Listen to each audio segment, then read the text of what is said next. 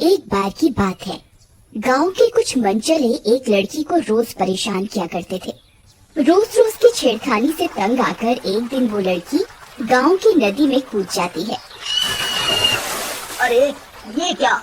ये लड़की तो अपनी जान देना चाहती है, मुझे इसे बचाना होगा। फिर हीरा भी उसके पीछे पीछे नदी में कूद जाता है और किसी तरह उस लड़की की जान बचा लेता है। ये सब घटना वहाँ पेड़ पर रह रही चुड़ैल देखती है।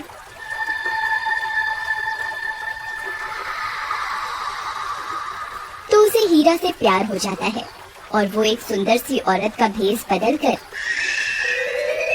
हीरा से शादी करके उसके साथ उसके घर में रहने लगती है। फिर कुछ समय बीतने के बाद उनके घर एक प्यारी सी बच्ची का जन्म होता है।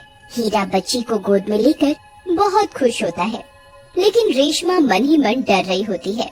अरे रेशमा, क्या हुआ? देखो ना, भगवान ने हमें कितनी सुंदर बिटिया दी है। रेशमा मन ही मन सोचती है, मैंने तो खुद पर काबू पा लिया है, लेकिन मेरी बेटी अभी छोटी है।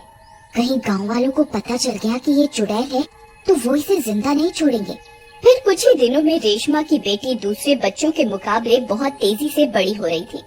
एक दिन वो गांव के बच्चों के साथ खेल रही होती है। अरे सुमन, देख तो सही, ये रेशमा की बेटी कितनी जल्दी बड़ी हो गई है। इसकी उम्र के बाकी बच्चे तो इसके आगे बौने लग रहे हैं। तभी खेलते खेलते जैस्मिन को गुस्सा आ जाता है और वो एक बच्चे की गर्दन पकड़कर उसे हवा में उठा देती है। आई मम्मी, बचाओ बचाओ, मर गया रे। अरे अरे जैस्मिन, मुझे माफ कर दो, मैं आगे से चीटिंग नहीं करूँगा। तुम फिर से अपनी बारी ले लो। मम्मी मम्मी मम्मी मम्मी बचाओ। फिर उस बच्चे की आवाज सुनकर रेशमा भागती हुई जाती है और जैस्मिन से उस बच्चे को छुड़वाती है। अरे भागो रे, अरे आई मम्मी मम्मी, आई जान बचा, आई। जैस्मिन, ये तुम क्या कर रही थी?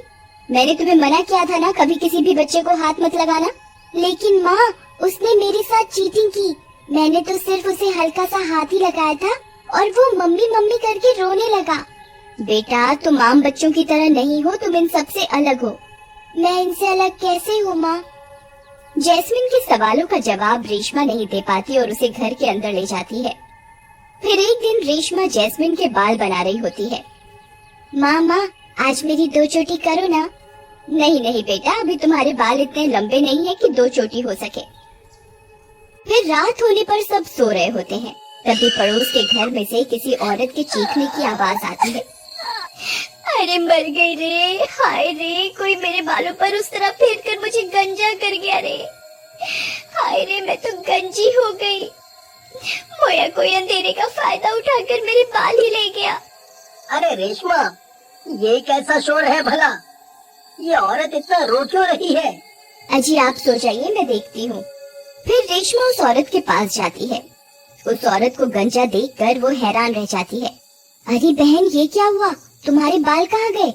तुम्हारी ऐसी हालत कैसे हो गई? अरे क्या बताऊं बहन, कोई कमबख्त अंधेरे का फायदा उठाकर मेरे बाल ही काट कर ले गया।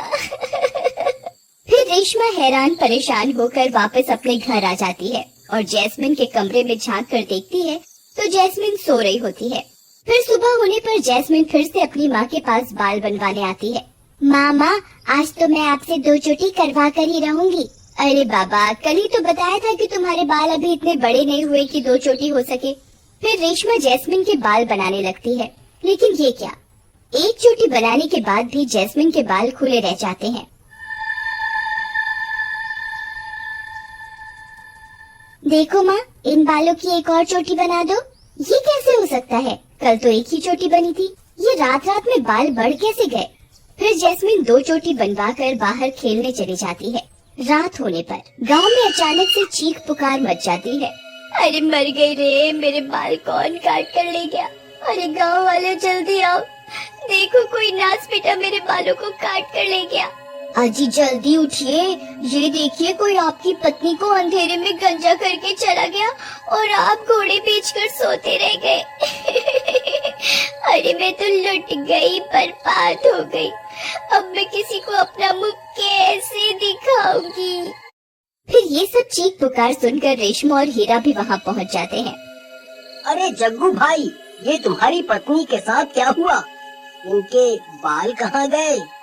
पता नहीं भाई, मैं तो सो रहा था। रात के अंधेरे में कोई आया और इसके बालों पर उस तरह फेर के चला गया। रेशमा भी सोच में पड़ जाती है कि आखिर कौन है जो गांव की औरतों को गंजा कर रहा है। फिर अगले दिन जब जैस्मिन अपने बाल बनवाने माँ के पास आती है तो उसकी आंखें फटी की फटी रह जाती हैं। जैस्मिन के बाल कई फीट बढ़ चुके होते हैं। अरे जैस्मिन, ये क्या, तुम्हारे बाल रातों रात इतने कैसे बढ़ गए? माँ, आप तो जानती हैं मुझे बड़े बालों का कितना शौक है। अब मैं बालों को खुला ही रखूंगी। फिर इतना बोलकर जैस्मिन बाहर बच्चों के साथ खेलने चली जाती है। उसके लंबे बाल देखकर उन गंजी औरतों की आंखें फटी की फटी रह जाती हैं और उनका शक यकीन में बदल जाता है।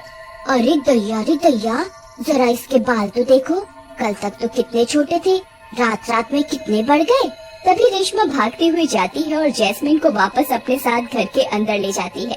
अरे रेशमा, ये जैस्मिन के बालों को क्या हुआ? एकदम से इतने लंबे कैसे हो गए? ये तो नामुमकिन है। आखिर ये सब चल क्या रहा है? अजी, मैं आपको कुछ बताना चाहती हूँ। रेशमा हीरा को कुछ बताने वाली होती है कि तभी गांव के लोग उनके घर पर हमला कर देते हैं। मारो मारो, ये जैस्मिन जरूर एक चुड़ैल है। आज इस चुड़ैल को जिंदा नहीं छोड़ेंगे। अरे कमबख्त, मुझे गंजा करके खुद इतने बड़े बाल करके घूम रही है, तुझे शर्म नहीं आई? खोल दरवाजा। अब कहाँ छुप कर बैठी है, खोल। हाँ भाइयों, आज इस चुड़ैल को सबक सिखा कर ही रहेंगे। मारो मारो। अरे ओ गाँव वालों, तुम्हारी इतनी हिम्मत, मेरी बेटी को चुड़ैल बुलाते हो? वहीं रुको, अभी एक एक को सबक सिखाता हूँ। फिर हीरा लाठी लेकर घर से बाहर जाने लगता है। तभी रेशमा उसे रोक लेती है। नहीं, रुक जाइए, आप बाहर मत जाइए, बाहर आपकी जान को खतरा है। अरे रेशमा, तुम डरो नहीं, मैं अभी इन गाँव वालों को सबक सिखा कर आता हूँ। फिर इतना बोलकर हीरा बाहर निकल जाता है। उसके बाहर पहुँचते ही सभी गाँव वाले उसे लाठी डंडों से मारने लगते हैं। मारो मारो, इसे जिंदा नहीं छोड़ना है। आज इसके पूरे परिवार को मार कर ही दम लेंगे।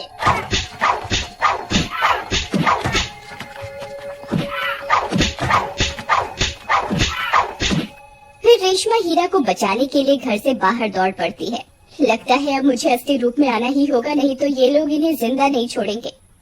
फिर रेशमा अपने असली चुड़ैल के रूप में आने की कोशिश करती है, लेकिन वो रूप नहीं बदल पाती। अरे ये क्या, मैं चुड़ैल क्यों नहीं बन पा रही? नहीं, ऐसा नहीं हो सकता। अगर मैं चुड़ैल नहीं बनी तो इनकी जान नहीं बचा पाऊंगी। फिर बहुत कोशिश करने के बाद भी रेशमा चुड़ैल का रूप नहीं ले पाती। फिर उसे ध्यान आता है शायद जैस्मिन के जन्म लेते ही उसकी सारी शक्तियाँ जैस्मिन में चली गई हैं। फिर वो भागते हुए घर के अंदर जैस्मिन के पास जाती है।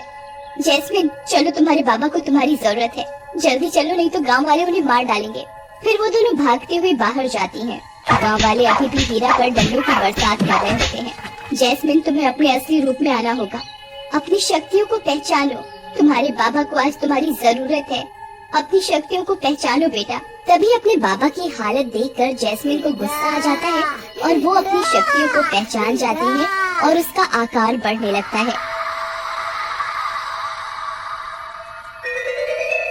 ये सब देखकर गांव वालों की हालत खराब हो जाती है। अरे मर गए रे, ये जैस्मिन तो सच में चुड़ैल निकली। अरे अरे, अब क्या होगा? ए, छोड़ मेरे बाबा को।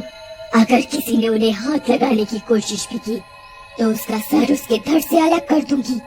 फिर जैस्मिन का गुस्सा देखकर सब गांव वाले उसके आगे हाथ जोड़कर खड़े हो जाते हैं।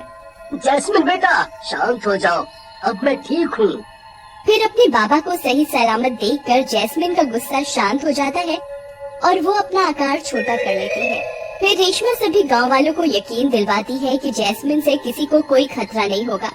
वो अपनी शक्तियों का इस्तेमाल सिर्फ गांव की भलाई के लिए ही करेगी। फिर जैस्मिन अपनी शक्तियों से सब औरतों के बाल उन्हें वापस लौटा देती है और उस दिन के बाद जैस्मिन गांव के सभी